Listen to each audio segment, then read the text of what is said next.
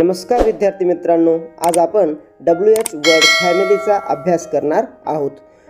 हू म्हणजे कोण, पर्सन म्हणजेच व्यक्तीबद्दल विचारतात। एक्झाम्पल, हू आर यू, तू कोण आहेस। व्हेअर म्हणजे कुठे, प्लेस म्हणजेच ठिकाणाबद्दल विचारतात। Example, where do you live, तू कुठे राहतोस। व्हेन म्हणजे केव्हा, टाइम म्हणजेच वेळेबद्दल विचारतात। व्हेन इज द एक्झाम, परीक्षा कधी आहे।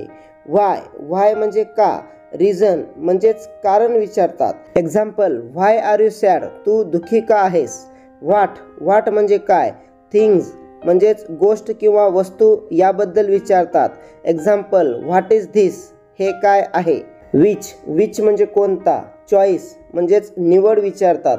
विच पेन इज युअर्स, कोणता पेन तुझा आहे। हुज म्हणजे कोणाचा, कोणाची। प्रोफेशन म्हणजेच मालकी विचारतात। हुज बुक इज धिस, हे पुस्तक कोणाचे आहे। हुम म्हणजे कोणाला किंवा कोणाकडून। ऑब्जेक्ट, पर्सन म्हणजेच कर्मबद्दल विचारतात। Whom did you meet at the park, तू उद्यानात कोणाला भेटलास। हाऊ म्हणजे कसा, कशी, कसे।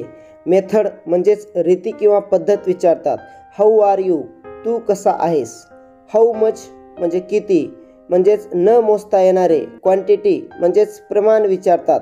Example, how much milk is there, तिथे किती दूध आहे। हाऊ मेनी म्हणजे किती म्हणजेच मोजता येणारे। नंबर म्हणजेच संख्या विचारतात। How many apples are there, तिथे किती सफरचंद आहेत। हाऊ फार म्हणजे किती लांब। डिस्टन्स म्हणजेच अंतर विचारतात। हाऊ फार इज पुणे किती लांब आहे। हाऊ लॉंग म्हणजे किती वेळ किंवा किती काळ। ड्युरेशन म्हणजेच कालावधी विचारतात। How long will you stay, तू किती वेळ राहशील। हाऊ ऑफन म्हणजे किती वेळा। फ्रिक्वेन्सी म्हणजेच वारंवारिता विचारतात। How often do you play, तू किती वेळा खेळतोस। अशा पद्धतीने आपण WH वर्डचा अभ्यास केला आहे। आवडलं तर लाईक, शेअर अँड सबस्क्राईब करा। पुन्हा भेटूया। थँक्यू।